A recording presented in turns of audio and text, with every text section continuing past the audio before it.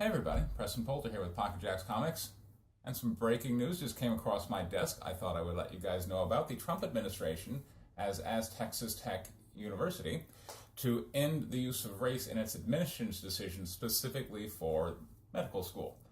A number of questions spring to mind. One, why Texas Tech? Okay, there is a anti-affirmative action group which filed a suit against Texas Tech, and essentially that was up for review, and the Trump administration gave its guidance. And I know everybody on the left is going to go, you see, Trump doesn't care. But just so you know, the Obama administration has previously asked Pepperdine to stop doing that. So the Supreme Court will allow a university to use race in its decision making if, as Justice Anthony Kennedy put,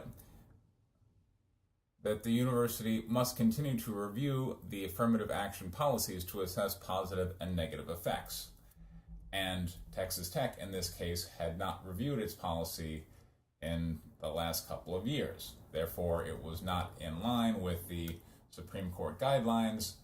Therefore, the Trump administration, in response to the suit, has specifically said, hey, you guys, you are not in line with the Supreme Court decision. Therefore, you should stop using race as part of your admissions criteria for medical school. Now, just so you know, Texas Tech has decided to not use race in its admissions decisions for general, four-year undergrad college, but it was deciding to do so in terms of medical school because its argument is that Texas is a diverse state, and therefore they need doctors presumably who speak Spanish. I don't see why Texas Tech isn't just, do we have enough Spanish speakers? But that was their justification for using race-based criteria, was they felt they needed to churn out doctors who could better serve the needs of the diversity of Texas. I born in Texas, raised in Texas, live in Texas. If you speak Spanish, you're golden. Color of your skin, not really all that important.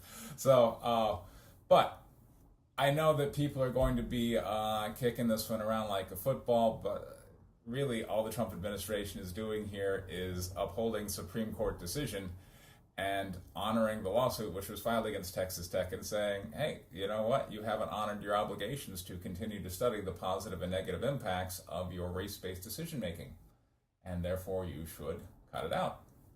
Simple enough. Now, I do like the idea that the administration, and I was pleased to see that the Obama administration had kind of done this as well, is kind of making sure that universities, if they're going to use race in their decision-making, are doing the extra administrative work of proving that it's necessary for whatever reason. Of course, I don't exactly know how you justify necessity. Like, in this case, the argument is Texas is so diverse, therefore we have to use race in our medical school admissions criteria. Okay. If we go with that argument for a minute, what kind of a study could possibly justify that?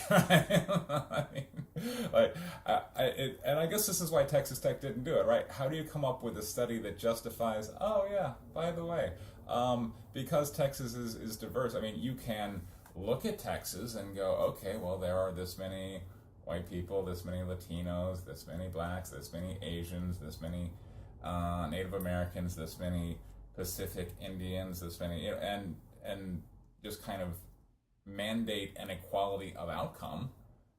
But how does that address the Supreme Court's decision of saying we've studied the positive or negative impacts?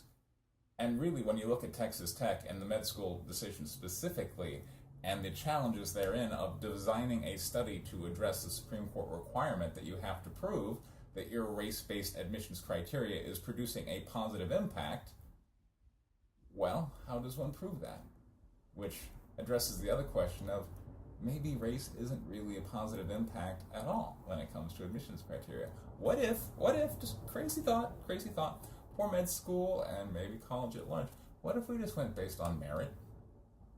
Does that seem like a good idea? I mean, we could certainly make a great argument that, hey, doctors, those people who, operate on you and whose lives you are, those people in whom the hands you will entrust your life should probably be pretty smart, maybe top of their class, and we can easily document that that will have benefits to society. And if we go against that and say, and we're going to factor in race, well, how can we prove a benefit to society? How do you prove that benefit? And this question really drives to the heart of the entire affirmative action thing. What I'd like to see, and look, don't get my hopes up. Trump has already pleased me today. Yes, thank you, God Emperor. But I'd really like to see the Title IX thing, because that whole gender requirement thing has absolutely wreaked havoc when it comes to college athletics programs. And particularly if the left these days is just like, well, gender is merely this fashionable thing that can change at a whim. Well, then why are we requiring administrations, or why are we requiring these big administrative burdens on universities to address Title IX concerns if gender is a meaningless concept at this point? But those are just goals for the future. Anyway, I thought that was interesting. Thanks very much for listening. If you like this, subscribe. By the way, I've got a Kickstarter coming up for a comic book I'm working on, White Lily issue 3, about the deadliest female fighter pilots who ever lived. There will be a link for that down in the description. They were real people, so I am honoring my own Title IX admissions requirement by letting you know of some important figures in female history that I bet you didn't even know about. Well, now you do. Thank you very much. Take care.